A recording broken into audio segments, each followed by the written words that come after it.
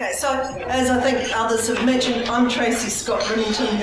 I work with RDA Brisbane, one of the co-hosts, or the co-host with TCI for this event, and I represent the 7 RDAs of the region of southeast Queensland, plus northern New South Wales, because they're sort of part of it too. Now, to get underway for this next session through to lunch today, I'm delighted to introduce you to cluster colleagues of mine of the past 20 years, really, to be honest. Just to start this session, can I please ask Rodin Genoff to come up to the stage to do his presentation. A bit about Rodin, for those of you who don't know him. He is based in Sydney. His company is Rodin Genoff and Associates, established first in 1998. He's a co-founder of Integrative Design, an engineering design startup company in Singapore, which has just been established. He's worked on many cluster projects over many years, starting in the city of Playford in Adelaide to Scandinavia and beyond. The results of the work he's done have been reported in financial press around the world, in Australia and Denmark in particular. He's the author of 4 books, and he's writing a new one currently, New Economy, with Narelle Hooper, former editor of the Australian Financial Review's Boss magazine. He's also been appointed as a Vice President to the East ASEAN Business Council to support a future rail infrastructure project, and as an international expert to serve on Denmark's Food Innovation Board. He's recently made it onto the Singapore listing of the world's top 100 sustainability leaders, along with Richard Branson, and Nicholas Stern for his innovative cluster work and creating joint ventures between clean tech and traditional manufacturing companies. And beginning way back in Adelaide when he wrote Australia's first ever environment cluster strategy for the Australian government. Can I hand you over to Rodin Genoff? Thank you, Tracy. It's great to be here amongst friends and almost family in some cases. I'd certainly like to thank Richard for the extraordinary work he's been doing, not just for this event, but over these past years in bringing this together, and also to Tracy for the wonderful work she's done in supporting this. And from my own company's perspective, we were very happy to help put this event on today. So welcome all, and it's great to have a small group. Today I'm going to talk to you about my experiences from developing clusters, particularly in high-performing, high-cost economies. And a part of the talk today is inspired by a wonderful new book that's being edited by Goran Rus and Narelle Kennedy called Succeeding in High-Cost Operating Environment. Does everybody know Narelle? Could you just, if not, please see Narelle. It's a fantastic book. You can actually now buy it. It's just being released. And we're fortunate enough with also my principal and company partner, Professor Graham Sheether, to have contributed a wonderful collection. Today, I'm going to work through the experiences of working particularly in Scandinavia and Singapore. These are high-cost, high-performing countries and economies with extraordinary clusters. We've been fortunate enough to work in clusters across renewable energy, wind, electronics, intelligent engineering, and also design and steel clusters in those particular countries. And in today I'm going to work through, well, what are some of the factors that influence, that make these countries so smart? And I'll then hone in on the work that we've just finished in Denmark for the wind industry cluster in the city of Aalborg. I'm going to work through how we mapped that cluster understood the company's performance within that cluster, unlocked that potential, then to create new jobs, new investments, and new products and services. So this is really quite exciting. And then I'm going to conclude with just a couple of observations about where the new economy is going and maybe some of those implications for Australia. So let's get started. But first of all, I want to show you the next world's supermodel. So be braced. And here we are. This is what the world's next supermodel look like. It's the Scandinavian countries. And why not? These guys are absolutely leaders. And I get sort of draw heart from this because they drink beer and they're also innovative. So there's hope for us. And I think Evil here can be the first cab off the rank with his beer. And it's interesting that he spends so much time in Scandinavia. And I think please go back and have a look at Evil's presentation in terms of the policies and the structures and the architecture, cluster architecture for those particular countries. I thought it was a fantastic presentation. Thank you, E4. So let's go in and have a look at these particular countries in terms of what makes them tick. And the really important thing for me in all of this is these countries are running current account surpluses, but not just ordinary current account surpluses on the back of the exports of high-tech and medium high-tech goods and services. So let's have a look. I always get a bit depressed coming back to Australia when I see these particular numbers. And we can see here the Global Innovation Index. We ranked 19 and we continue to run current account deficits, the end of the mining boom. I worry a lot about this. But let's continue, and we can see here these particular countries, how they're doing, and particularly Denmark and Sweden, running those current account surpluses on the back of things we buy here, like renewable energy and the systems and the smart grids. So let's continue. So let's have a look at these. What I see is smart companies, smart governments, and having smart governments is pretty important to support smart specialisation. And for some of you, this may be a little bit obvious, but they really do think and act globally. And I thought, well, where's a really good example of this? One of the examples is around foreign direct investment, and also about getting companies overseas to develop those new markets. So if you take the example of the Copenhagen Clean Tech Cluster, globally recognised cluster, it is housed in Copenhagen Capacity, which is the foreign direct investment arm of Copenhagen City to attract companies into that particular cluster, and then with that energy to support their companies to move into hot markets like Shanghai. Those governments then set up those offices to support that cluster and those companies, and of course into Silicon Valley, because it's all about the digital economy and also about software to put the smart, for example, into the grid. And they activate cross-cluster business opportunities. You know, we've been so preoccupied with the automotive industry and these traditional silos here in this country. They're saying that's a thing of the past. That really came out in E4's presentation this morning about how the Europeans are thinking about connecting those particular clusters. And in the process, we're looking at those industries of the future. They invest in them, they grow them. Before the whole issue of climate change, Denmark already had a wind and renewable energy sector because they did it. They put in the regulations and the smarts to make it happen. We in Australia have a lot to learn from that. And it's also about the integration of policy. Just set up a company in Singapore. It was amazing going in and seeing the government official, the Economic Development Board. What we see there is the integration of technology, innovation, foreign direct investment, digital knowledge economy platforms, structures and architectures to then create talent.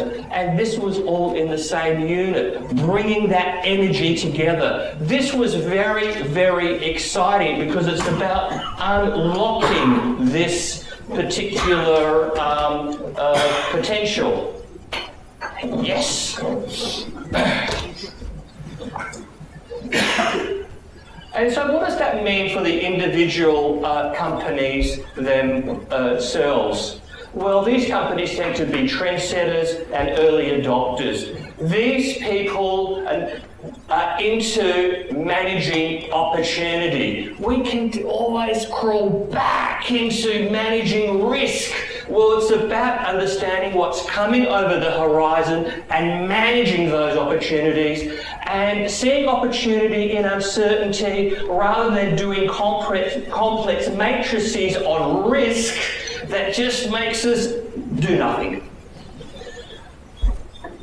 This is important because what Ethel outlined earlier about connecting clusters is that enables individual companies to have peripheral vision, to understand what's happening in those other industries so they can grab that energy and put it to work. And of course, these companies are ethical and they're proud of their brands. We have fantastic companies here in Australia. We've been seeing wall-to-wall articles on the amazing Australian software company called Atlassian, and they're in that zone. So they're into building shareholder value as they simultaneously build their community values. So let's now go into, keeping all that in mind, let's go in and have a look at the wind industry in northern Denmark, which is centered around the city of Aalborg. And this is once again about building community. This is the fjord. Just here in this new building, that's the new Utzon Centre. And what we don't see there is a new opera house being built. And they're about to build, not restaurants and flashy apartments, but they're about to build student apartments with the best views because they're investing in their future. They're investing in their talent. A city of 200,000 people, which is an engineering university that brings that energy together, that is willing to invest in that particular future. And so let's have a look at what we did in this particular project. So what Graham Schieffer and I did was that we mapped the connections and the business opportunities. We'll go through that. We understood individual company performance. This is absolutely critical because you have a cluster. If you don't know the underlying performance within that cluster by those companies, you are driving blind because you're putting resources into spaces where they don't necessarily need to go. And then we use this opportunity then to create new collaborations, spin off new companies, and drive new development of new products and services. So let's have a look at the structure of this city. Very, very interesting. An old, proud manufacturing town that keeps reinventing itself through its investment in knowledge and people.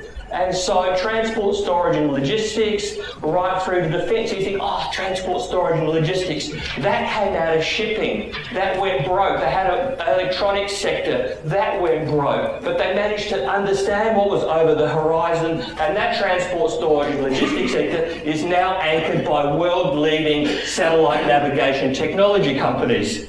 And so what puts this to work? What puts these industries to work? What we have here are the intelligent engineering and electronics companies. That's the smarts you need to make it happen. We also need the software, ICT and new media. They have a games sector. This is important because the games people help to give the data visualization expertise that's required to unlock that particular potential. And then together these elements underpin the growth of their global clean tech capabilities. So let's go on and let's break open this intelligent engineering sector because this is where the smarts are. This is where the integration happens. This is where the high value added and transformation occurs from industrial design. People love their industrial designers in Scandinavia and Germany. They make the investment in the software programming, and we then have here the engineering and systems integrators that put these other companies to work, and of course manufacturing and fabrication. Oh, that's going to be outsourced to China or to Indonesia. Well, I've got news for you. good fabricators, good manufacturers are absolutely critical to this process. That down the road it's the testing, it's the trialling, and it's the build, and that's what enables that to basically occur. A fantastic example of that is the industrial precinct within Caughey in Queensland, centred around GNS engineering, with Mick Crow, who's an extraordinary leader. So how did we do it? Well, we developed practical survey instruments to understand company performance. We then worked with the individual companies. We talked earlier about leadership and behaviour. How did we do it? Well, a part of it was to be able to say to the individual CEO, because we only work with CEOs, what's your dream with a deadline? What do you really want to do with your company? Where do you want to go? What do you want to be remembered for? And so we work with that. We work backwards from that. And in the process, we utilise the strategic and industrial intelligence to then create new opportunities and JVs, joint ventures for those companies, to win new projects. The gory detail is in this report. You can get in touch with it and we'll send it to you. We understand the performance of the companies. I'll just give you one example of our thinking in terms of how we do this. We've got a company, they need to invest. So we need to understand how they're going to invest. So we want to understand how they're going to invest so they can beat their competitors, so staying at the front compared to their competitors, and they're also making the right investments so that they can meet the demands of discerning customers to break into those new markets. Very, very important work. And then we map. So we've got very deep reservoir of data that we then draw down on. Each of the blue squares here are the individual companies that we have interviewed. And what we see here is a cluster of companies in the middle, cluster B, and another smaller cluster here. So let's have a look. Let's have a look at where those high-performing leading companies, we know they're high-performing because we audited their management, their technology, their innovation, and their systems. And Graham works painlessly, puts so much energy in our company to do that painstaking work. And we can see here how they're clustered within it. This is a really interesting space. Here we have a cluster, they're all working, so this is more of an open innovation system, and this will encourage the diffusion of technology and ideas between companies in that particular cluster. And here we have two other companies, like over here, these have got their own little suppliers, and that's more of a closed loop innovation system. And so this is, we need to focus our energy in here to get our bang for our buck, because we only have limited resources. And here we have the connected companies. These are beautiful companies. These are the engineering design companies, the mechatronics companies, the companies and designers who help liberate and put all this to work. And here we also know this company's in trouble, serious trouble. And if it fails, it will then take out quite a number of other sub-suppliers. This enables us then to develop strategies relevant within a cluster for laggards and for leaders. But it's not only about mapping who's doing business with who. That's in a sense relatively, can be relatively straightforward. But the other thing is to understand the relationships of those companies within the supply chain. I'm originally from Adelaide. This is a little bit like Holden's. The general speaks, sits at the head of the table, everyone listens. If you want to try and get innovation happening and collaboration, very difficult. It's driven on price, transaction, and also specification. So what we need to say is, that's great, let's use that energy differently. We can use it to develop good labour market policy, infrastructure policy, trade policy to help those companies more generally. And so here, we then move into these highly collaborative, dense business networks of companies that are a similar size. The CEOs get it. You can fast track those. You can make them work really, really hard because they're excited about their dream with the lead line and they want to make it happen. And so let's have a look then at how we put these companies to work. We've done the analysis. We know where they are, we know how good they are, we've taken them to water will they drink? So this is our challenge now, to work with the companies, and what we have here is a process, a very structured process that we run through with the companies to understand the big picture, their dream with the deadline, to determine are they ready to in fact collaborate, or rather would they be doing something else. We sit down with them and think about who are they doing business with, their suppliers, their customer's customer. Can they work with industry associations, universities, funding, to bring that milieu of resource together to unlock their particular potential. And with them in a position, and this might take 3 months, it might take 6 months. We go very slowly and then we sprint. And at this stage, we're sprinting. We're creating those new joint ventures. We're creating the partnerships. We're formalising them. We've got the plan in place. And what we're doing now is that we are winning contracts. And for those of you who know the work that we've been involved in, it then gets reported in the industry magazines and the financial press.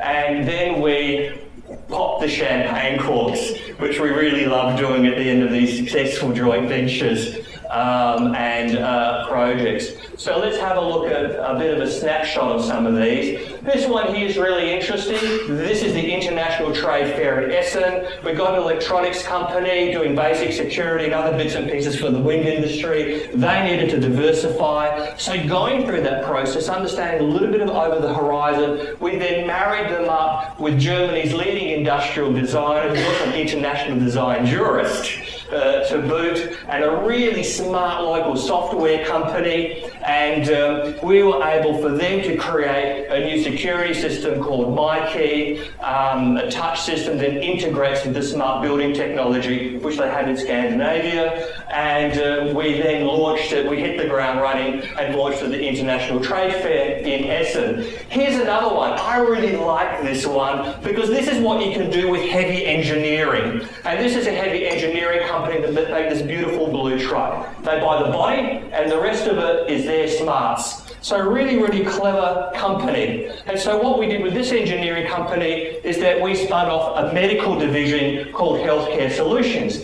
And you think, my God, how did you do that? And well, a part of it was over the horizon thinking. A part of it was that we know health services being devolved. We wanted to get services out of the hospitals because it's too expensive. And so what we worked on then was with the biomedical cluster and the ICT cluster, the health authorities and the universities. We brought in an industrial designer, and this is basically what we ended up with. Mobile breast screening units and mobile blood banks that are now being exported to Switzerland and through to the Middle East. This was very, very exciting. And for the group from the Blue Mountains cluster, the design component of this is absolutely critical. Continue that work because it's so important to putting the rest of the economy to work.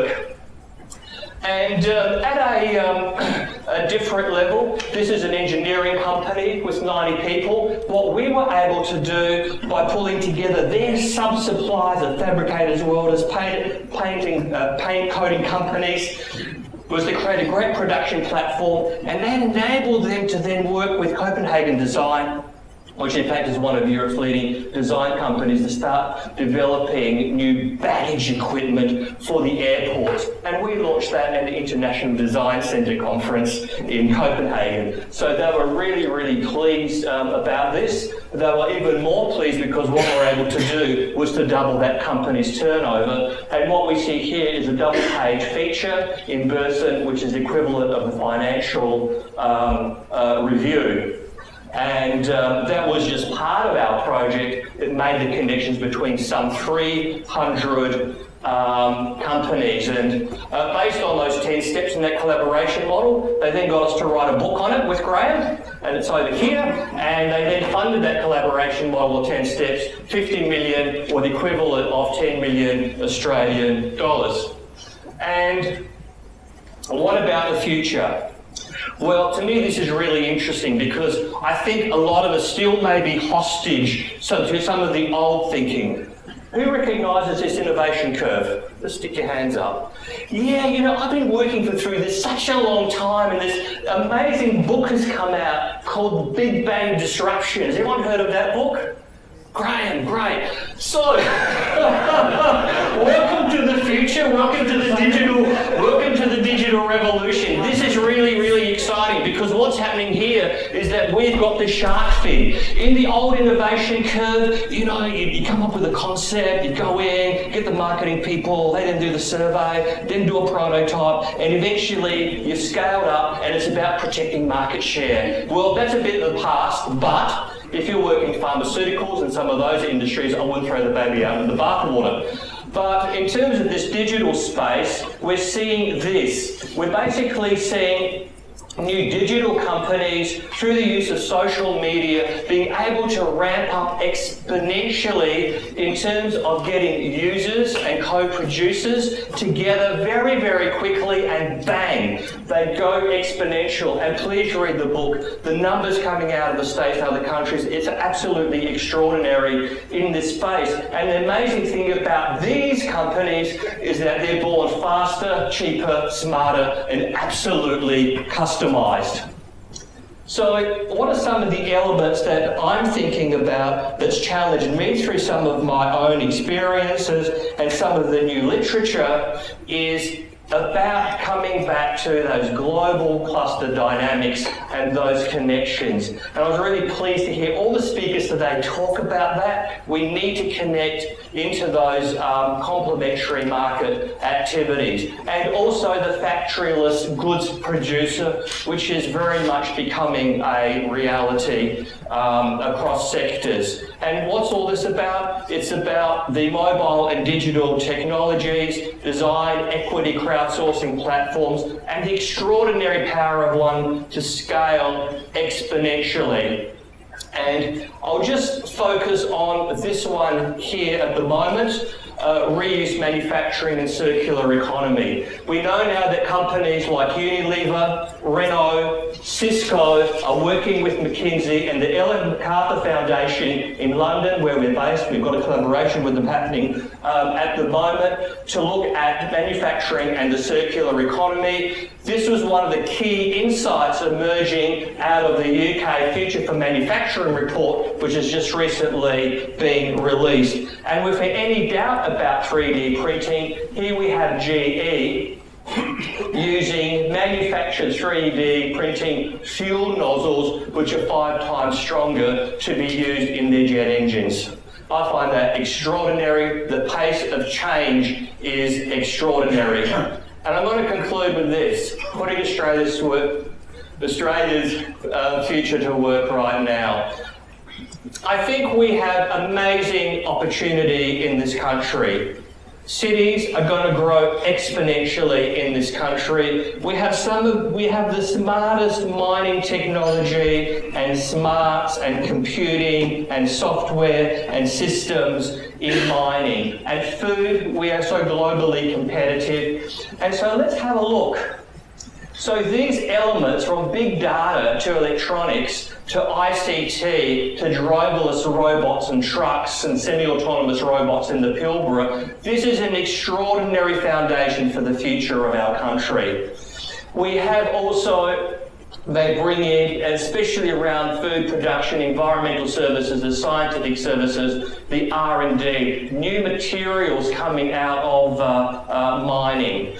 And when we think about those elements, we then pull in those things that are enablers for this. And when we think about the investment in infrastructure and knowledge infrastructure and waste energy systems and recycling within our cities, this is such an amazing opportunity for Australia's ingenuity and Australia's engineering. And I'd like to say what we say in our company when we're confronted with issues every single day. The world's moving so fast that the man or woman who said it can't be done is generally interrupted by somebody doing it. And from what I've heard this morning from the delegates, you're on the right track. So let's keep moving forward. Thank you.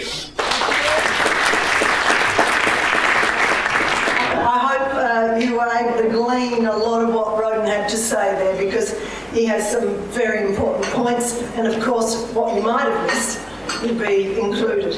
will be in the slides. But Rodin, thank you so much, and here's a little bit of appreciation. I'd also just like to take the opportunity to launch for Rodin here today his new cluster training company, where, in fact, if you would like to find out more, obviously grab Rodin later, but he's already kicked it off with training programs in the UK, Denmark, and Singapore, all about how to create clusters and start clusters and get them, facilitate them and all the other things. Which just reminds me, before you go,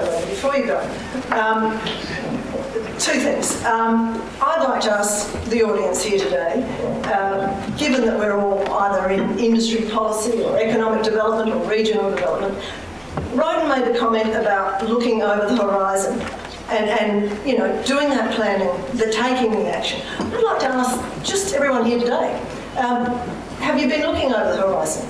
Who's out there working in their areas, looking over the horizon with their businesses and industry? Could you put up your hands? I'm just curious. Or is this something that people are not doing too much of these days? Fantastic. Okay, thank you. But Ryan, before you go, because that was so inspiring, I wonder, are there any questions people would like to ask of him before he ends off? Thank you. Yeah. Just one question. Rodin from Enterprise Connect. Sure. Fantastic presentation, and thanks for that. Very inspiring for us. E4 mentioned earlier this morning that if we're not failing, we're not trying hard enough, which I completely agree with. And you've given us some great examples there of some success stories. I spent a bit of my career working in venture capital where the ratio was about 1 to 10 success and 9 failure. Can you give us a bit of an insight from your experience what your success rate or what we can expect as a success rate from the number of projects you engage and the ones that actually fly?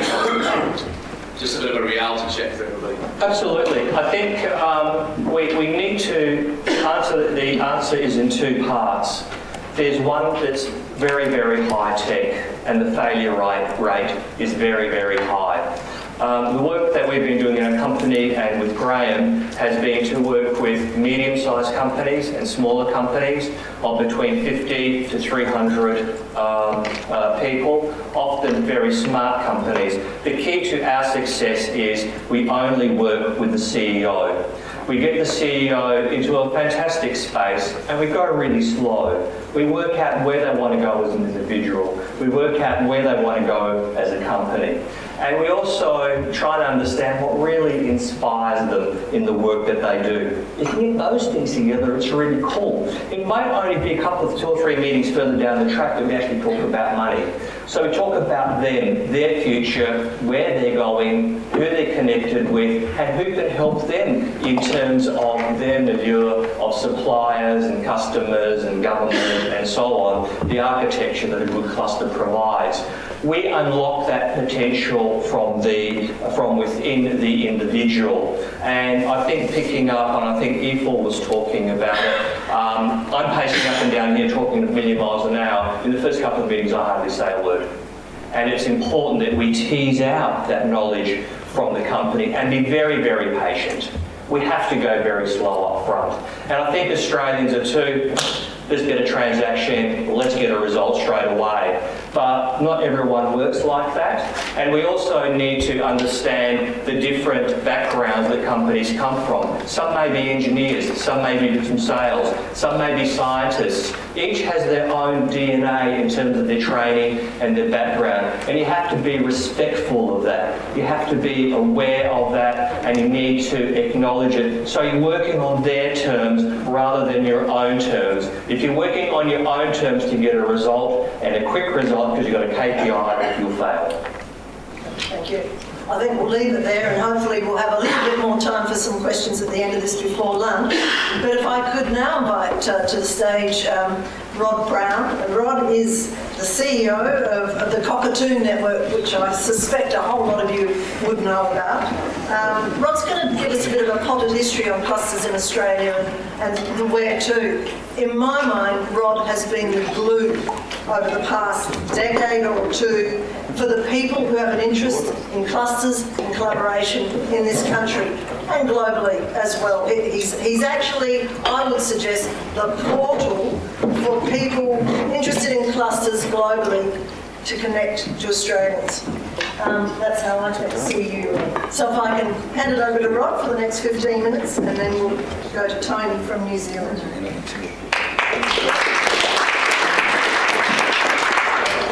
Thanks very much, Tracy and Richard, for this gathering. It's great to be here, and I guess the previous four speakers, Rodin before, our friends from Meta and Fial, inspiring stuff. Absolutely inspiring. I'm Canberra-based, a bit grim at the moment, I must admit. The Cockatoo Network, just to explain what we do, we track federal programs. We track federal programs. We get involved in lighthouse projects. We take ideas forward. We do scoping studies to feed into federal and state programs, and we get a real buzz out of that, particularly small towns or engineering regions or whatever. I can talk about some of them, but some other day. Investment attraction, we're currently doing work looking at business migration to bring into Australia. These are individuals with $5 million to invest. They're currently investing in residential real estate, Sydney and Melbourne. We said, let's really push the envelope here, and it's something that you might like to think about. And we've got some Russian investors at the moment, and we're assisting them with projects, and 3 of our members have put forward some projects just yesterday to them. So that's the sort of work we do, but tracking policy. So I'm sort of rather unhappy as to why we can't get these inspiring examples into mainstream industry policy. I won't go on with this because I think the federal government's funding some of this today, but in the interest of being objective, I doubt that we've got an industry policy after the last budget, and I don't think we've got a cluster program. Correct me if I'm wrong, colleagues, after the December of this year, at least in terms of federal support. And I think that's a touchstone for us all to think we've done so much work over the last 20 years. The potted history starts with, very briefly, I'm going to skim through this, Porter in the 90s, early 90s, picked up by the TCI in the mid-90s, followed through with some wonderful research and work by a whole heap of people, and leading into 2 cluster programs which I'll touch on. But as part of that journey, there has been quite a deal of confusion as to what clusters are about, and you will still see this in federal circles. Clusters as a physical thing, before talks about clumps. And they can be clumps, but they can be dynamic in their own sense, whether it's Parkville Biotech or North Sydney IT or Barossa Food and Wine, etc. They are clusters, and they necessarily didn't have programs behind them. So the second aspect, cluster programs that we've been talking about, to my mind, they're an engagement mechanism. Professor Brian Roberts, some of you might know, sent me an email just after he read what I'd said about the federal budget and how the cluster sort of dream is basically out the door. He said, perhaps we're calling, let's use the word, perhaps it's something else, perhaps it's engagement. How do we get through to these policy makers? Well, I figure, given that Canberra's driven by Treasury thinking these days, that we need to pitch it back to them. What is engagement? It's about addressing market failure, and the Treasury economists will understand this. And because a lot of them are now in the industry department where I spent my career, I think they'll dig what we're talking about. It's about addressing coordination failure, managerial myopia, information failure, negative externalities, monopoly power, and missing markets. That's the message. Thanks, Richard. Which one are we pressing there? And I guess leading on from that, there's also that we talk about people, a lot of people just aren't naturally collaborative. You've got to accept that. So we go around them and we look for triggers and events and contracts that have been discussed today as to how you'll bring companies into a collaborative relationship where they won't be competing, but they'll be collaborating. We're not just saying, oh, they're always going to be collaborating. Of course they're not. But there will be times where they come together to seize those opportunities that would not otherwise be seized. Point 4 out of my 10, the most successful cluster programs. I think there's been 2. CREDIC, that's the Cairns Regional Economic Development Corporation, super yachts, tropical foods, fisheries, that type of stuff. Did a wonderful job. Tracy was part of that. John Dean, who's now the Hillshire Council here in Sydney, many others, but it had state government support. The second one is Adelaide. That was the 2010 program, which was this started in the late 90s. Mick O'Neill, as some of you might know, was instrumental, but there were 4 or 5 Mick O'Neills within that department, that state industry department, funding it, pushing it, telling the minister why it should keep going. Eventually, they lost out. But Water Industry Alliance, I think it's still there. That's 120 odd water companies through Adelaide, right up the Riverlands area. Very successful cluster. And also the Defence Teaming Centre, which was instrumental in swinging all those defence projects for Adelaide in about a decade ago in the Howard government days. The strongest clusters, as distinct from cluster programs, I believe I've just touched on Barossa Wine. Fascinating to examine that and others, and the Rels folk did that about a decade ago. Some really smart work, and wine clusters in general. Torquay Surfwear, we've looked at that and thought about that, and we're still very active. You've got two or three world multinationals that spun out of that. Northern Adelaide Engineering that Rodin's been particularly involved in. Fascinating stuff. Gold Coast Tourism. Remember Bruce Small back in the 50s? I do, but he was the champion. We're talking about local champions and how that came to be. No one knew about clusters in those days, but if you look at the transformation of the Gold Coast tourism sector, it certainly was and still is a strong cluster. And lastly, Yarragon Antiques. I just throw that up because it's sort of next to the town I grew up in, down in Gippsland. If you come out of Melbourne, you go Druin, Warragul, Yarragon, Trafalgar, Moe, right? And Yarragon was a poor little town. The story is Murray Cook, who's now the mayor of Warburg Shire, which is that part of the world. Murray wanted to set up an antique shop in Trafalgar. And his wife said, make sure we get a toilet. It's got to be a clean toilet. And he said, why? Because women will then stop, because women want clean toilets. Anyway, he made his pitch to Trafalgar Shire Council, Narracana as it was then. And they said, no thanks. And he felt a bit peeved.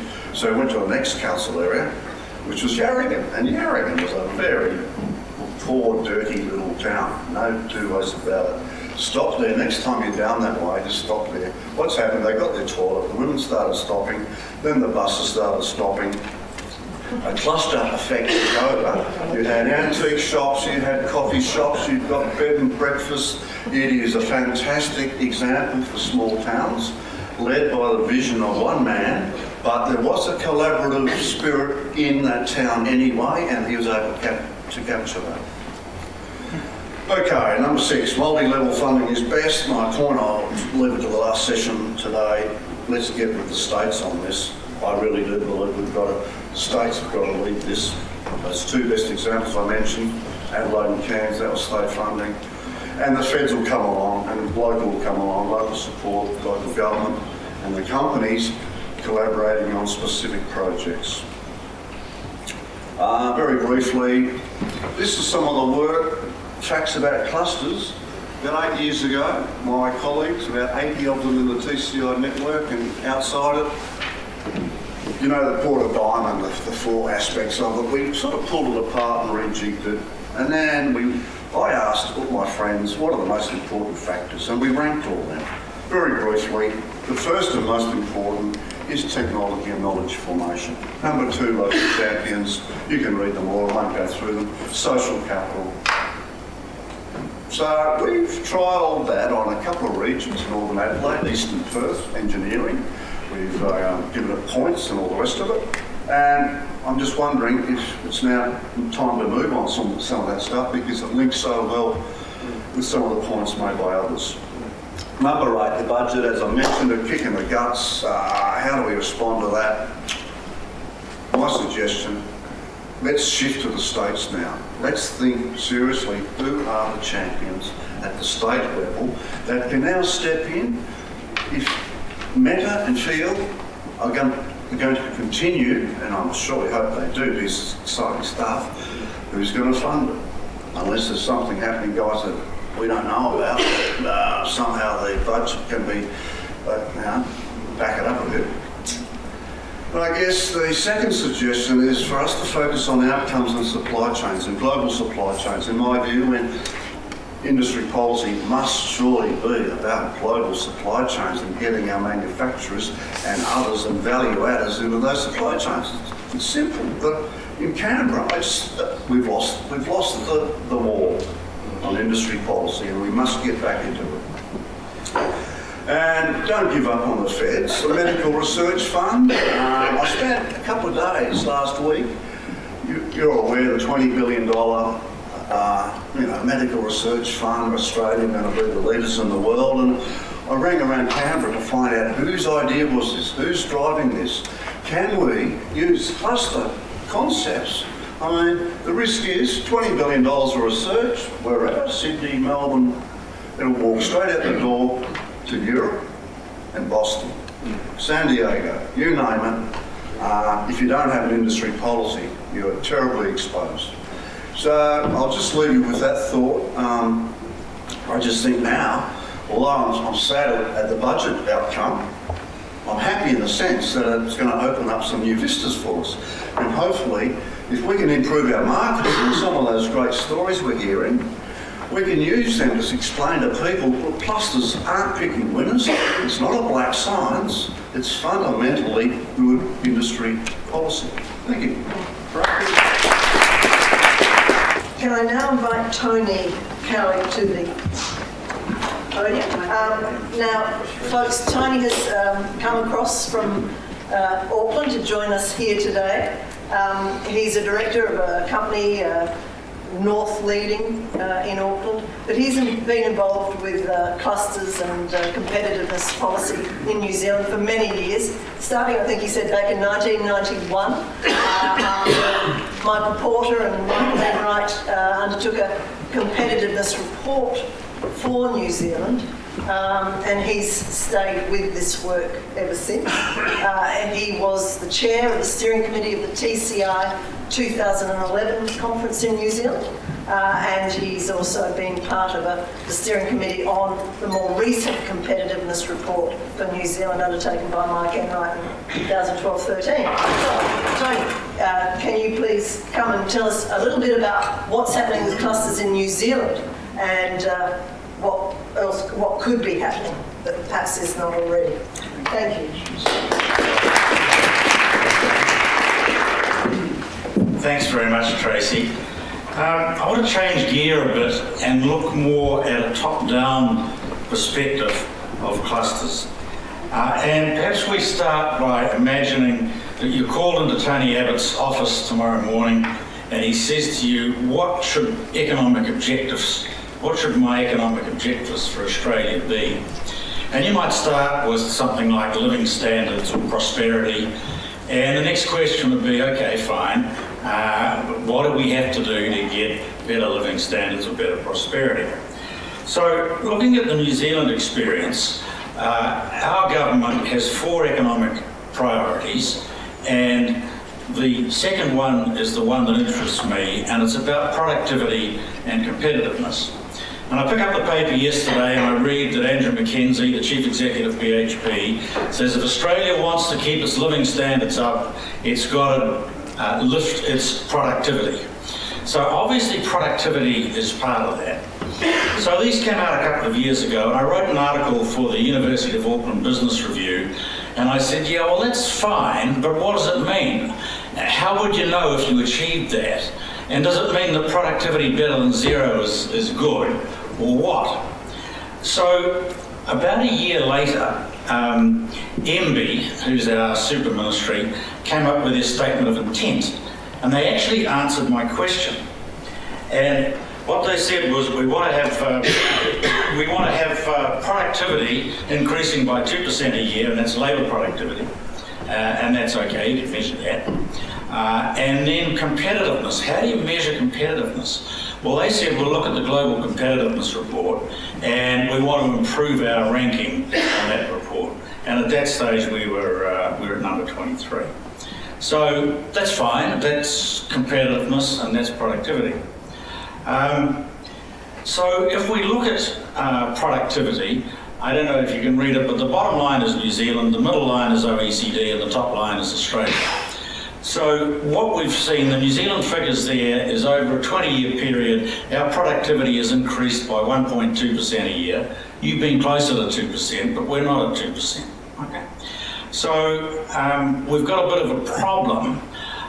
New Zealand seems to be doing very well at the moment, and one economist called us the rockstar economy.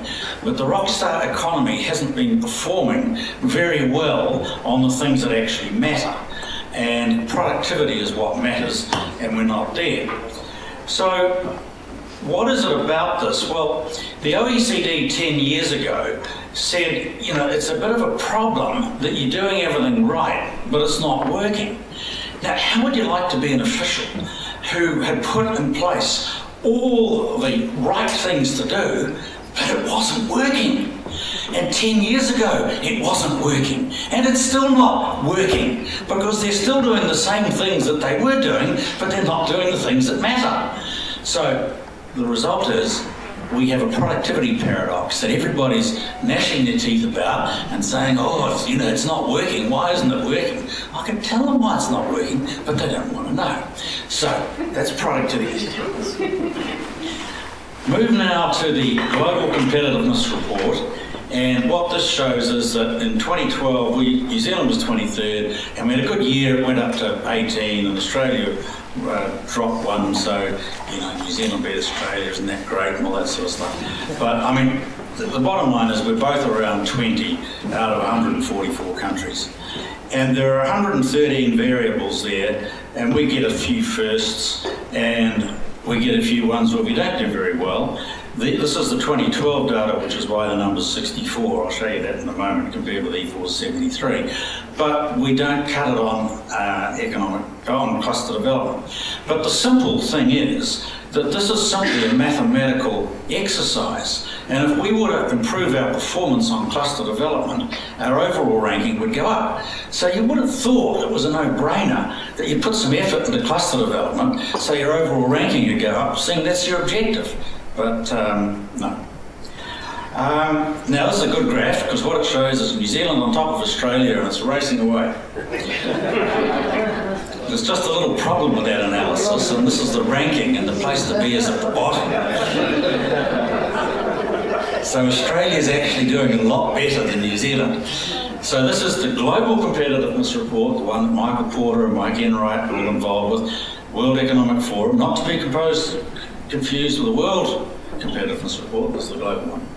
And New Zealand just isn't registering. It's not getting through. And it has crossed the officials' mind that, we're 73rd, we're behind Rwanda, we're behind Gambia, and, maybe we should do something. Oh, no, I don't think we'll do something too hard. Have to get our hands dirty, might take some risks, don't want to do anything, we'll just leave it. But the result is poor competitiveness. So the global competitiveness is one way of measuring, Global Competitiveness Report is one way of measuring competitiveness. There are other ways. Harvard Business School has come out with its project on US competitiveness. Porter, Rivkin and Rosabeth Moss-Cantor, they've got the heavyweights in there, launched by the Dean of the Harvard Business School. Christian Kettles is actively involved in this. I mean, it's something that's seen as how do they increase the competitiveness of US industries and companies. And so this has been a big project for them. And what they've done is they've come up with a bit of a model as to how you can improve competitiveness. They say competitiveness is firms have to be able to compete successfully in the global economy and support high and rising living standards at the same time. So that's their definition. But their model has 17 elements in it, and you don't need to sort of read them all, but basically you can see they're broken into macro elements and micro elements.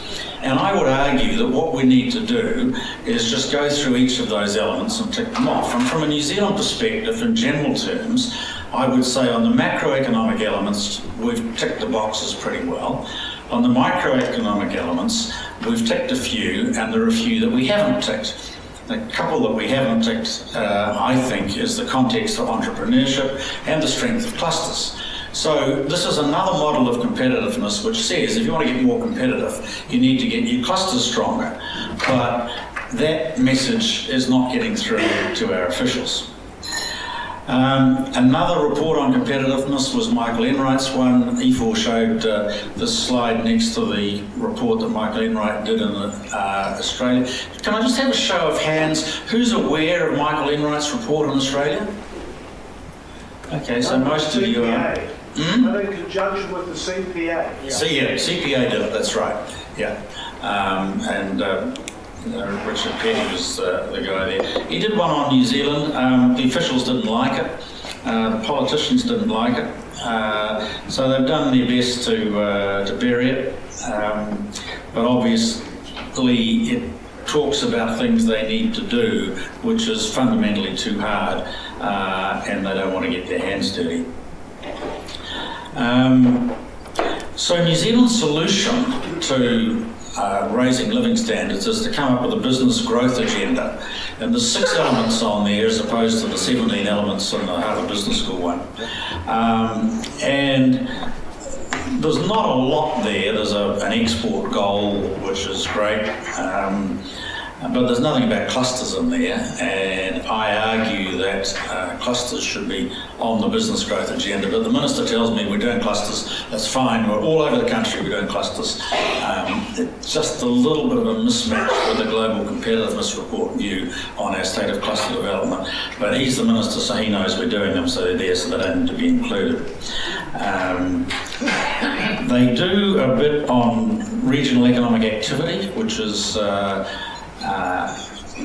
sort of the first step in the right direction, I think, of looking at regional economic development, which is one of the keys to getting the clusters going. So, I think developing clusters for us in New Zealand requires, number one, recognition in the business growth agenda, which currently it's not there. For central government to establish a contestable fund for industries and regions to apply. And I think we've seen some examples of that with Scandinavian countries, and I think that would be a very helpful way to progress cluster development in New Zealand. We need a minimum of a 5-year time horizon.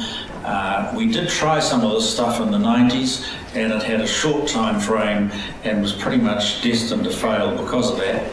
And I think our universities are doing us a massive disservice by not teaching the sort of stuff that I've just been through. They don't understand it, and so it's not really in their curricula, and so there's no knowledge within the institutions about this competitiveness subject, and I think there's a major job that needs to be done there.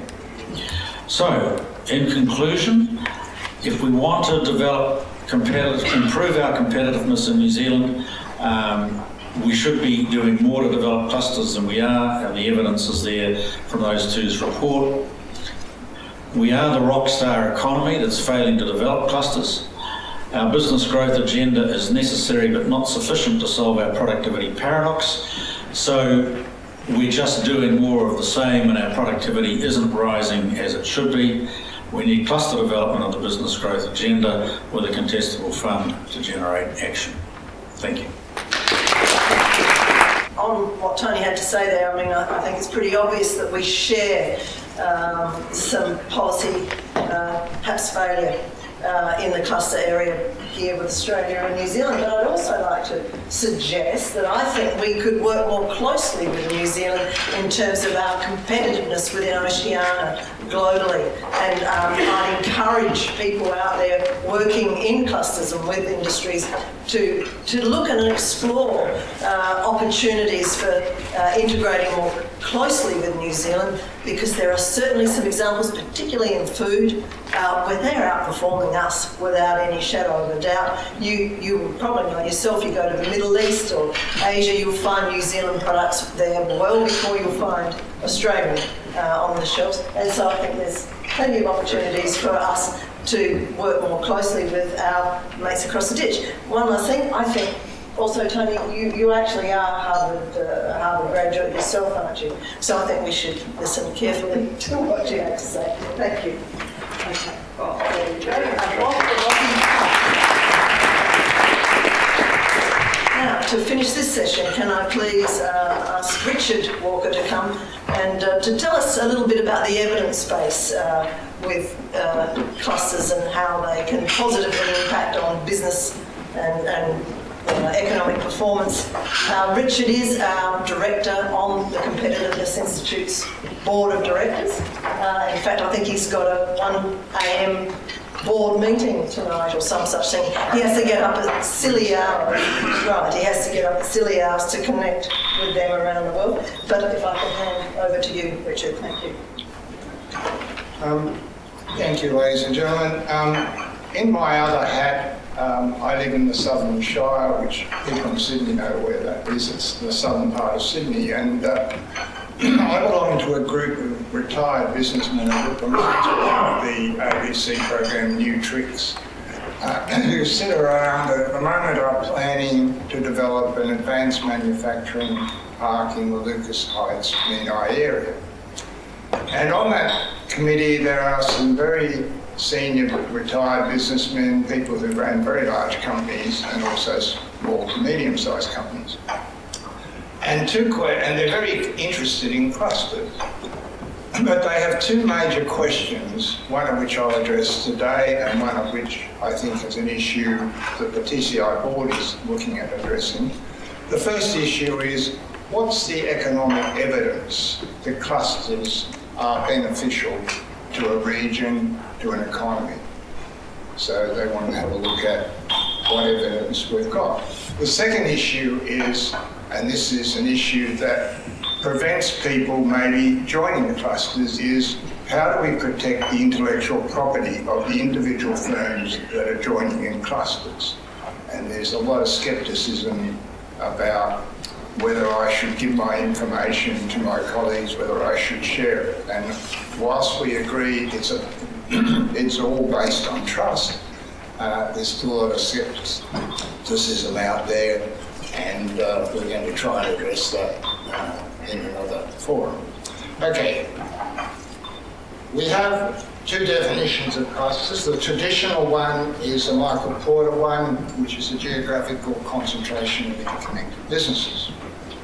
The second one is a local one produced by AEMA, which is the Electrical Manufacturing Association, which is a system of interrelated companies, institutions and networks. Very similar definition, a bit more, the first definition more in Australian context.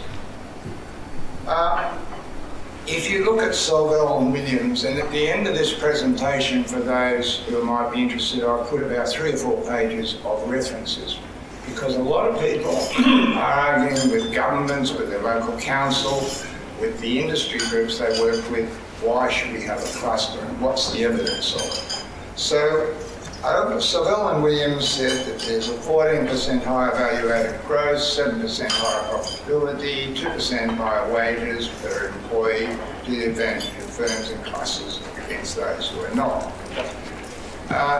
What has happened in the last few years is there's been some longitudinal studies of clusters and their development, and 5 and 10-year studies. So we now have some fairly detailed evidence that clusters have an economic benefit for the community. Neuro, in a study of 10 pilot cluster programs with the SBA, indicated that 50% of cluster participants reported that participation increased their integration into the industry supply chain. Christian Kettles, as you heard this morning, found that the average wages are possibly and statistically significantly affected by the involvement in clusters. Mabel and Smith looked at the innovation performance of clusters, and the following figure provides a snapshot of innovation performance in clusters. It measures the performance of innovative businesses involving clusters against a range of innovation indicators and draws comparison with innovation businesses that are not involved in clusters. And there seems to be direct evidence that innovation working together through clusters are generating higher levels of successful innovation. This is the chart here. It's a bit hard to read, but one is introduce new or significantly improved products, introduce new or significant production technology, conduct market research, carry out research in your own laboratories, contract out research, register one or more international trademarks, and apply for one or more patents. So you've got those involving clusters are showing a better performance in most cases than those who are not. Miro and Victory found that 95% of all job gains in a year in average state came from the expansion of existing businesses or the birth of new establishments. If you look at some of the American IEDC work, which is based on trying to attract businesses to an area to improve the area's productivity, this is an interesting finding. Properly designed cluster strategies are a low-cost way to stimulate innovation, new firm startups and job creations by helping to link and align the many factors that influence firm regional growth. Additionally, thinking in terms of clusters gives states a way to articulate a positive vision of economic prosperity, engage broader groups of stakeholders and drive recovery and boost the export intensity of the economy, and bring focus on additions to various state investment policy. In Australia, we have a manufacturing cluster in southern Sydney, and one of the participants is quoted in the Australian Manufacturing Monthly. By joining with other local manufacturers in the cluster, it's increased its firm's capability to bid for larger projects. And this cluster in southern Sydney increases opportunities for suppliers, boosts their business education, and assists members to share their experience. Delgado and Stern found that industries participating in the strong cluster register higher employment growth as well as higher employment growth as well as high growth of wages, number of establishments and pay. Industry and cluster level growth also increases with the strength of related clusters in the region. Someone referred to that this morning, and with the strength of similar clusters in adjacent regions. Their analysis also suggests that the presence of strong clusters in the region enhances growth opportunities in other industries and clusters. The Danish Agency for Science and Innovation, in a 7-year longitudinal study of 1,225 countries, which is a very large cohort, clusters increase the company's probability to innovate by more than 4 to 5 times, and participating increases the probability of R&D collaboration by 4 times. Both effects showed from the first year of participating in the cluster. And these studies that we reference later. And so we can see that there's some evidence now of longitudinal studies that back up what we've all been saying, that clusters are an important aspect of economic development and are necessary if we want to improve the productivity. So I'll just show you the references very quickly, and they'll be on the web page in the future. One of my jobs on the TCI board is to try and improve the professional development of cluster practitioners, and we're developing a resource of webinars, courses, and Rodin comes into it, that are available for cluster practitioners across the world. I was in Africa 2 weeks ago visiting the African Competitiveness Institute, and they are crying out for cluster development programs, training programs to improve their clusters. Finally, one other thing that I'm doing is I'm trying to build up the cluster Initiative database. We have 700 companies on the Cluster Initiative database on the TCI website. That is a snapshot of clusters. There are 30 Australian clusters, and anyone involved in those 30 Australian clusters, I'd like you to look at your entry and please update it. I made them all up. and I'd like to have them accurate. This will be a bit easier in July, because in July the TCI is launching a new website where individual cluster can update their own entry, and so make it relevant, up to date, and encourage collaboration between the groups. So thank you all.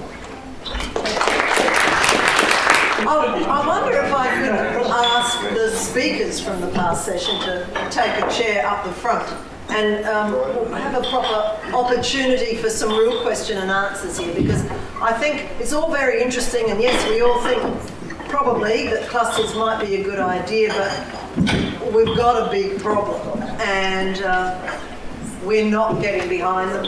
We're not exploiting what we've got. And I think we have here some folk. But so first off, can I ask if there are any questions of the speakers this morning? Any want to follow up on any of the comments they've made? Tony, Mark Matthews, Advanced Cares again. You mentioned the challenge that you have in resonating the importance of clusters at government level. Can I ask what you're doing in your capacity, in your role in TCI, in terms of how you're trying to get that message across to them, something we could be able to do in our own space? Yeah, well, I'd love to have the magic answer to that. I mean, I give speeches around the place. I write articles for business journals. I speak with ministers. I speak with economic development agencies. I speak with officials, and none of it seems to work. So I haven't yet found the breakthrough idea. I mean, IFA was the classic example. IFA has made a living out of peddling this stuff around the world for 20 years, but he doesn't get any work in New Zealand. So, where's the disconnect? That's some of our frustration. He does get some work in Australia, so... A little bit around the edges. Any other questions? Again, Tony, I spoke yesterday at the Good Design Forum, which was talking about design across process and product design and other things. And the comment was made that New Zealand was way ahead of Australia in terms of using design for economic gain, economic and social prosperity. I'm just curious that design and cluster development seem such related concepts, whether there's a better communication between the design industry and cluster initiatives generally to be made, or I'm just curious as to why that might not be translating naturally. Did everybody hear that? This is Anne Moroney, folks, from RDA Barossa Valley. Could you all hear a question? Is Tim Gibson from NZTE here? He was on the list to come. NZTE, New Zealand Trade and Enterprise, ran a series of projects over, a 10-year period, E4 maybe longer, called Better by Design. And so NZTE is the equivalent of Austrade, mainly export focused, but they put a lot of effort into design, Better by Design, how New Zealand could do that. So probably what you're seeing in the design space is an outcome of that work that went into getting that core competency in design, the profile lifted and the expertise across. So I think that have been reasonably successful. They also did some projects on cluster development called joint action groups. CIFA was involved with those.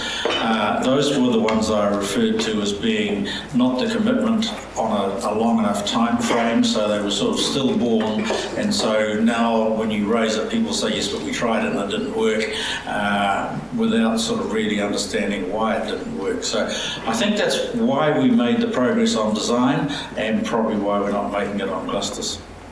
I still think, though, that by osmosis, an economy and society that supports design should be doing better with clustering. Yeah.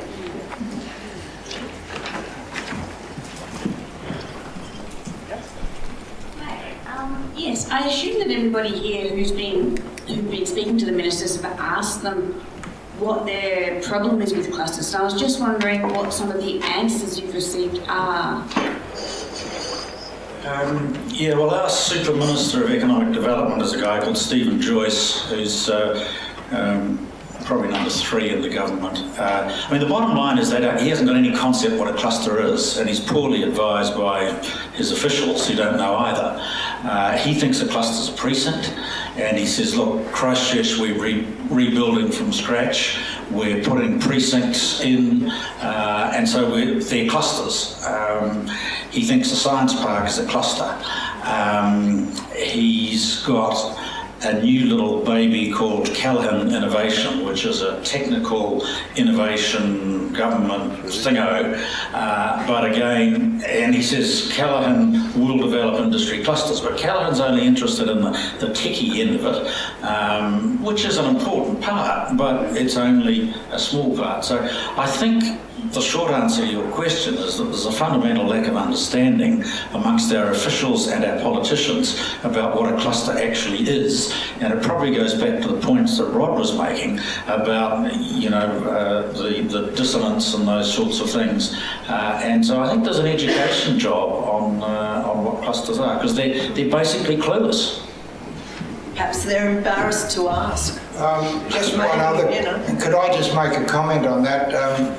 I attended the TCI conference in Jyväskylä, Finland, and there was a senior Australian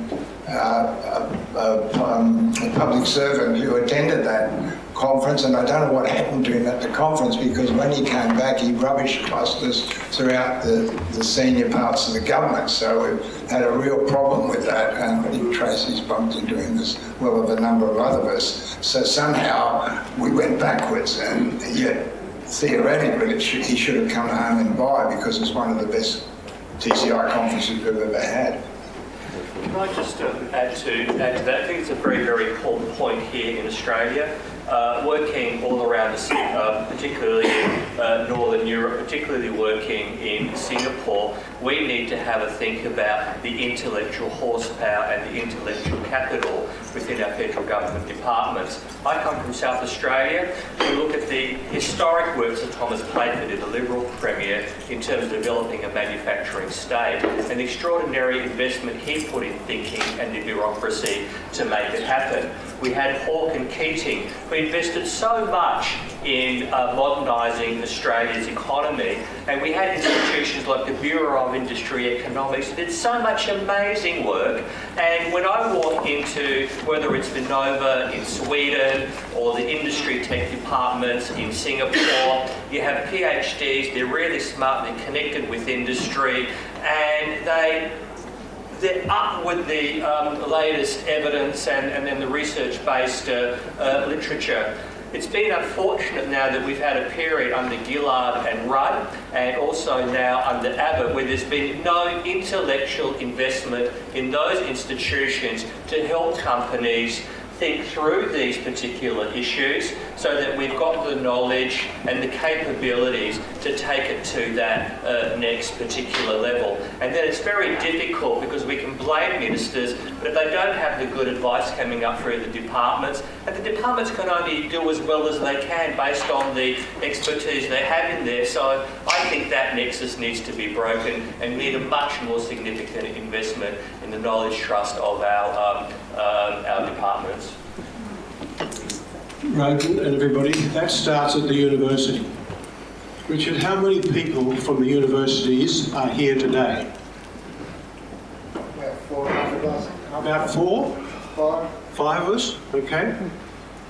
Any senior people? Anybody that is responsible for preparing courses that focus on cluster development and economics? No, shaking the head. We would have one person, but unfortunately his Vice Chancellor called the Dean's meeting. Yeah, I know. I spoke to Roy about this the other day. That's not the point. They should have people, if you like, who are starting to teach this material at the base level in undergraduate and postgraduate programs. We have no courses doing this. And I suggest to you that the problem starts that universities are still silos. What we're talking about here is cross-discipline approach to these problems of introducing advanced manufacturing technologies and global marketing and so forth, and they don't teach it across discipline. My budget in engineering is this, my budget in business is this, my budget in science is this, and we won't talk together. And I've got, with Roy, specific examples of this. Who's aware of the CRC in manufacturing? A few of those. That's a question now that's been fought between about 12, maybe 10 or 12 different universities around Australia. There's a battle to have a common position about what we are going to do. I have a whole lot of projects down in Melbourne, and I don't want to transfer those projects or collaborate at New South Wales or at Sydney. So we have some imperatives stuck in the way in which we educate and we approach it. And if we don't have people that have that broad perspective in the departments, in government, they'll never get the message through to senior ministers. Thank you, Graham. So, yes. So that means it's in government and universities, states, silos. It starts at universities. It starts at universities. So, Just one comment about that. In my other hat in this Advanced Manufacturing Centre, we had a meeting with the colleagues from Western Sydney last week, and they asked us what can we do to help manufacturing.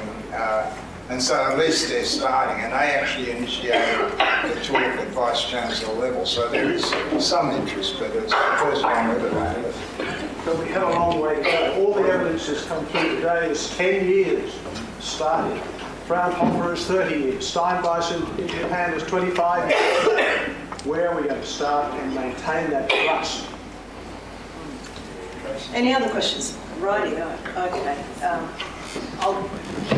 I might start off by getting here. My name's Colin McLean. I'm with Regional Development Australia, engineer based in Queensland. A couple of my colleagues here from Surrey, the southeast region of renewable energy excellence, are here as well. And I don't know whether I got in late, so I don't know, Liz, whether you and Craig have talked about the industry cluster work. But Not so far, Colin. okay, no, well, I wasn't going to do that. I'll leave that to you, but I just wanted to pick up on the theme of what's being discussed here, and it made me think, Rod, there's a lot of frustration in what you talked about, and there is a lot of frustration, particularly in regional Australia, about the opportunities to establish clusters there through the right mechanism.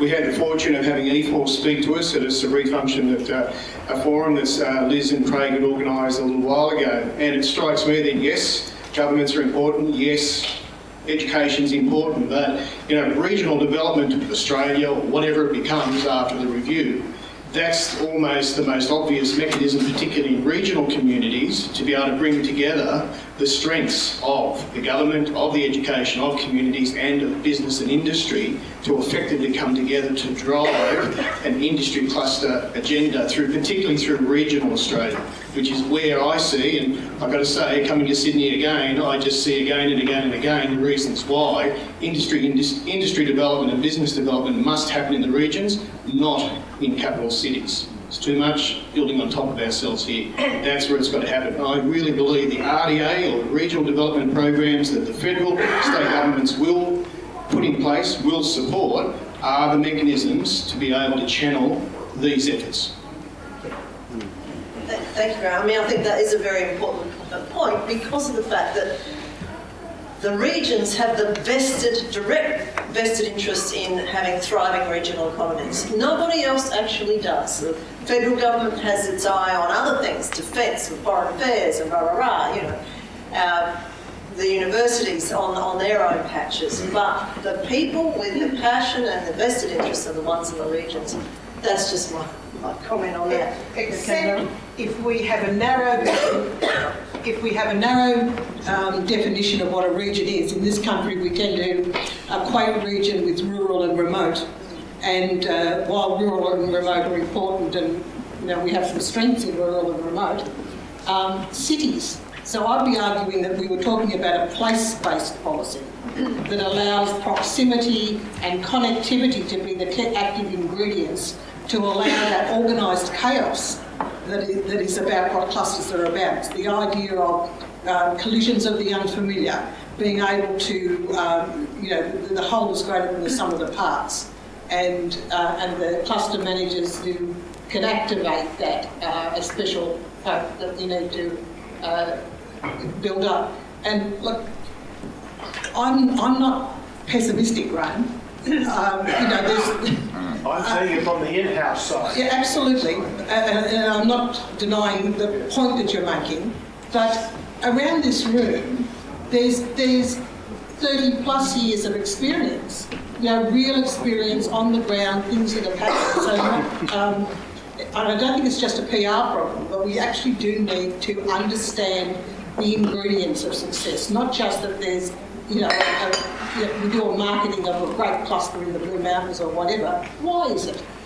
And its successes and its failures. It's learning along the way, so that we learn by doing, we learn by interacting with people, and it's water on a stone. So, even in this university, that you're worried that people aren't here. I was in an advisory committee yesterday for one of the research centres there with business people who are working with that university researchers to build more capability and apply it. So there's all sorts of little elements of success. At dinner last night we had a number of conversations about things where the arts sector and creative industries are intersecting with businesses for economic results and for social cohesion results. So, I'm Pollyanna, so I'll leave it at that. Thank you, Narelle. Look, very keen. We've got a few minutes here before lunch, and really keen to get everybody's input here. What are your views? What are your thoughts? I'll do. What's that woman on the ABC? I'll do one of those shows. Frank Webb, Business Inside. Clarity. Yeah, we work with small businesses now for about 14 years, and just on a coaching role and bringing out technical expertise from business, from corporates. And during that time, I think maybe we've got $30,000 through government funding. All the rest has been, by your shoelaces. You've got to create value. And is there a way, and one of my passions is chambers. I think local chambers have a lot to contribute to the local business community. And that passionate about it. We started Blacktown Chamber of Commerce in November. And we've got a meeting next Tuesday or Wednesday night, so any innovative speakers you'd like to come. So next Wednesday night we've got our meeting. But the thing is that chambers are actually on the ground. They're closer to people. And if they could have, if we could have, a clusters light program so that we could start something, because one of the things about chambers, they're very under-resourced, but they've got passion and they've got goodwill and they've got connectivity. And if they put a couple of bucks in together, we could put something together. But we need some sort of a structure. I'm okay on a one-to-one in small groups, pulling it, and that's common interest groups. If I pull a disparate group together with a whole lot of different interests, that gets very difficult for me. I haven't got that skill set. Okay. Thank you. So let's tap into our chambers and get some information out to them, perhaps. And feedback. Yeah, Tracy, could I just jump in with one comment? And Rodin made a point about trying to educate the feds, and then Collins made the point about the RDA committees and their role at the regional development level. And both those thoughts, when Rodin sort of said that, well, who are we trying to educate at the federal level? Is it ministers? Is it Ian McFarlane on Trust, Minister for Trade who looks after investment attraction, or Christopher Pine who looks after training and universities? They're the sort of people, and I really don't think they're going to be receptive to what we're talking about. The other point is, on the regional development front, would Warren Truss get it? I think he might, but I think the most powerful thing, and the point I was trying to make earlier, I really do believe if we can find some leaders at the state level and then bring it into COAG or somehow, I think the Victorian government seems to me to be the most progressive, best equipped state government in terms of industry development, industry policy these days. Anyone from Victoria here? I guess you tend to agree with me, but I really do think, and there's a lot of ex-federal bureaucrats that have moved into there, I think, disenchanted or whatever, but they're sitting in the Victorian bureaucracy. So I asked you to think about that. And the second point is coming back to Graham Sheehan's point. Where are Roy Greenspank's? Roy's been a sole voice in all this. Where are the academics? Now, can we bring those two things together? I'll just leave you with that thought, thanks. Anyone else? One more? And then we'll break for lunch. I was just wondering what the Business Council of Australia's position was on clusters. Have you spoken to them? Well, I haven't. The new lady took over. I've not met her. That was a pretty dry desert. Previous to that. What we're trying to do at UTS is to approach SMEs, and we have the addresses of 400 of these around Sydney, to find out what their educational needs are to move into advanced manufacturing. So we've had the support of the New South Wales Business Chamber and also the AIG. So this survey will go out to these companies to ask them, are you willing to take an intern? Because these companies are saying, we won't employ new graduates who don't understand what it's like to be out there in industry. So unless we provide that opportunity within the training programs and the staff out there at the SMEs are prepared to allow these interns to come in and work, then we're in a no-win situation. I'm currently preparing a position paper for the Vice-Chancellor to outline ways in which we can do this, is to take new concepts out into industry, but the argument is, unless I can get a demand from SMEs, the university won't try to bridge across the various disciplinary groups or faculties and put money into a chair in advanced manufacturing with 2 or 3 staff people to do it. That's what it takes. So I'll let you know down the line that the Business Chamber and AIG are willing to be, they're supporting what the result of the survey is. Another source of support is local government, and you can look at a number of local governments around Sydney. I come from the Shire, but Bankstown local government has got a new general manager, or recently appointed, and he's really on the ball. He had that manufacturing forum with Goran Rus recently, and they're having regular manufacturing forums, and that's the sort of initiative that you really want to get, and they can actually somewhat fund some of this activity. We produced clusters in the Southern Shire with the support of the local government, and we built a shed for $4 million. So there is money out there, but you've got to convince your local government. Contribution to Sarah's question about what the VCA's stance is on this. I can't speak for the VCA, but I'm aware of the work that they're currently doing on a number of pillars that they've identified, one of which is an innovation pillar.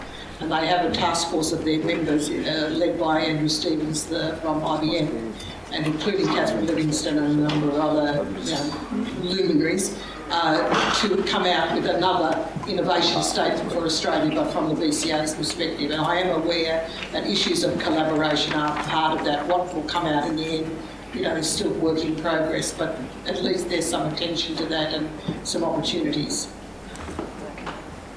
Thank you. Any last questions? Okay.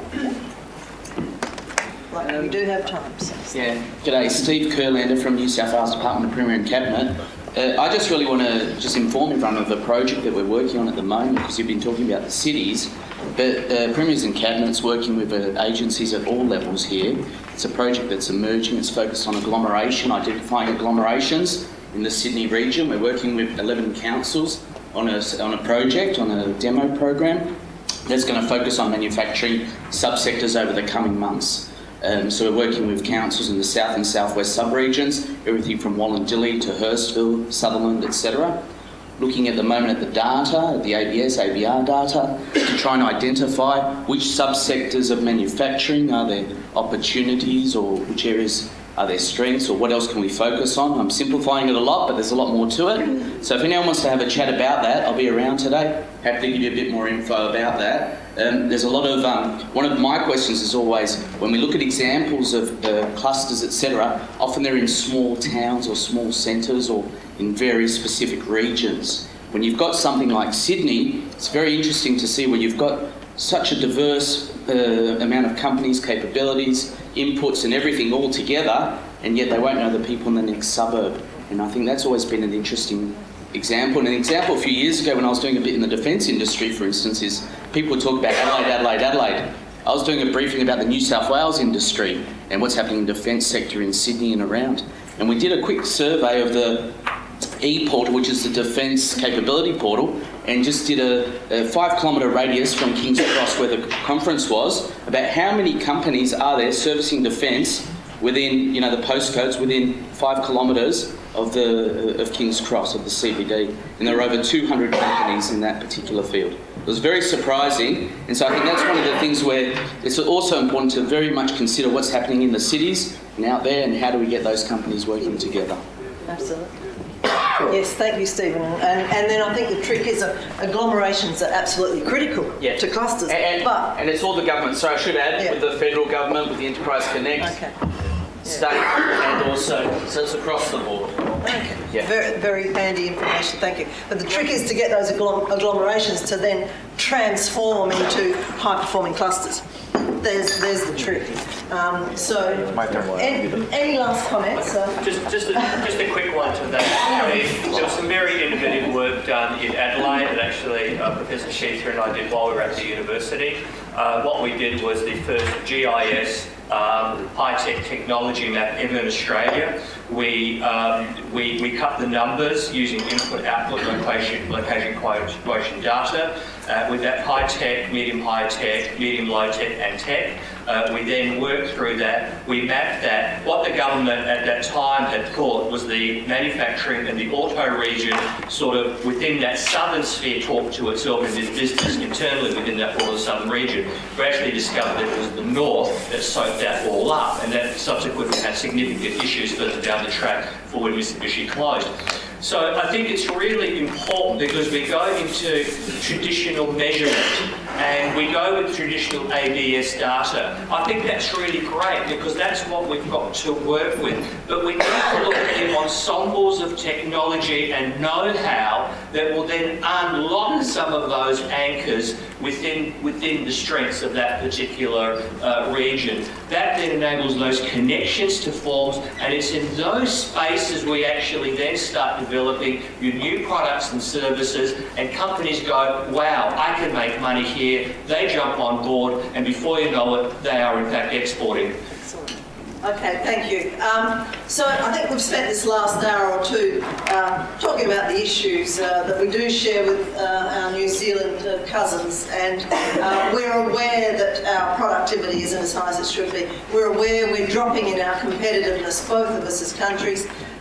We're aware that we're weak in collaboration and we perform poorly on clusters. Now, it all sounds a bit doom and gloomy, I suppose, but it's food for thought. I think we've had some great input just then from people from your own expertise, your knowledge. We'll throw it into the pot, we can chew over it and come back to it perhaps at the end of the day.